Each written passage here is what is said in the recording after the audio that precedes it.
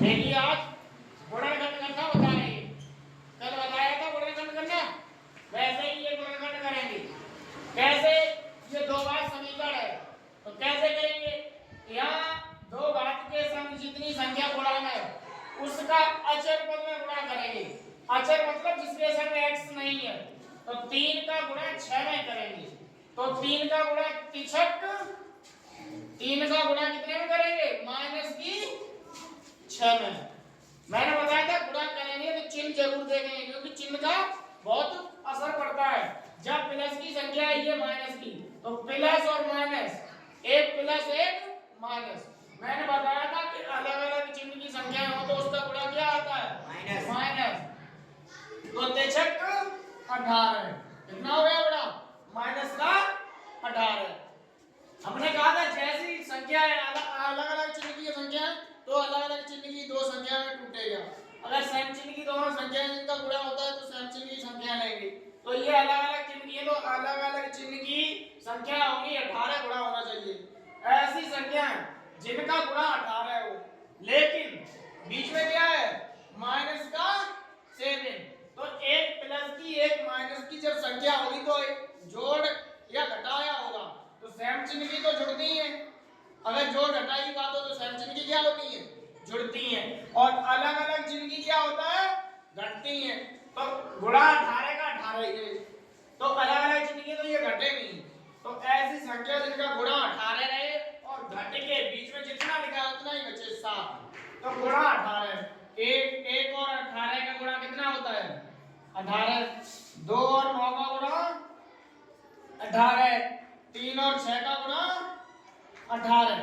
पर बीच वाला क्या है? 7। तो एक प्लस की एक माइनस की, ऐसी संख्या जिनका गुणा 18 हो और घट के 7 बचे, तो 8 और 1 का गुणा करेंगे 18 पर घटाएंगे तो 17 बचेगा। 18 में देख गया 6 और 3 का गुणा करेंगे 18, घटाएंगे आपस में तो कितना बचेगा? 3। तो ये नहीं, 9 और 2 का गुणा 18, तो 9 में से 2 गया तो कितना बचेगा? 7। तो ये 7 है बीच में, तो बीच में 7 है इसलिए यही वाली है कि हम अगर गुणा करेंगे तो 18 और आपस में घटाएंगे तो कितना बचेगा? 7। तो बीच में जितना होता है उतना ही लिया जाता है। अब ये कैसे पता चलेगा प्लस की बड़ी लेंगे कि माइनस की? तो बीच में जो चिन्ह होगा उसी की संख्या बड़ी लेंगे। तो बीच में माइनस है तो माइनस की संख्या बड़ी लेंगे, तो ये वाली माइनस की लेंगे, ये वाली प्लस की। तो यही इसकी सीट पे ये 9 तो लिखी जाएंगे, तो ये पहली वैसे ही लिख देंगे। तो 9x माइनस की और 2x प्लस की और माइनस के 6। मतलब ये सवाल तोड़ देते हैं, सवाल वही रहता है 9x में से 2x गए 7x बचेंगे 6 और 3, तो वैसा ही सवाल है। अंतर क्या हुआ कि हमने तोड़ लिया है इसे अपनी सुविधा के लिए, इन्हें गुणनखंड करने के लिए इसे तोड़ लिया, आपस में कॉमन ले लेंगे। तो यहाँ से कॉमन जो मिलेगा और इन दोनों में से कॉमन, यहाँ दोनों में कॉमन कितनी मिलेगी? 3। इंग्लिश की क्या मिलेगी? x। तो यहाँ से 3 खत्म, एक x चली तो एक x बची, यहाँ से x गई 3। अब यहाँ कॉमन का मतलब हमने कहा था जहां जहां से कॉमन लेते हैं जो संख्या उसी का उसमें भाग देती है। जो संख्या कॉमन लेते हैं उस संख्या का जहां से कॉमन ली वहां भाग देंगे। जैसे यहाँ से कॉमन लिया 3x और यहाँ से 3x कॉमन लिया, तो 3x का यहाँ भी भाग देंगे और 3x का यहाँ भी, तो x से x कट जाएगी भाग से, 3 तो का 9। सेम ऐसा ही मिलेगा, ध्यान बनेगा कॉमन लेंगे, कॉमन दोनों जगह से क्या मिलेगी? 2 ले लो प्लस की, क्योंकि यहाँ x प्लस की है माइनस की 3, तो x प्लस की माइनस की यहाँ बचेगी, तो 2 का जाएगी, फिर 2 यहाँ भाग देंगे, 2 तिया 6। हमने कहा कॉमन लेंगे उसका भाग देते हैं। तो जो सेम ब्रैकेट में है ये वाला और ये वाला, ये एक ब्रैकेट में लिख देंगे और जो बची है वो एक ब्रैकेट में। तो ये गुणनखंड हो गए।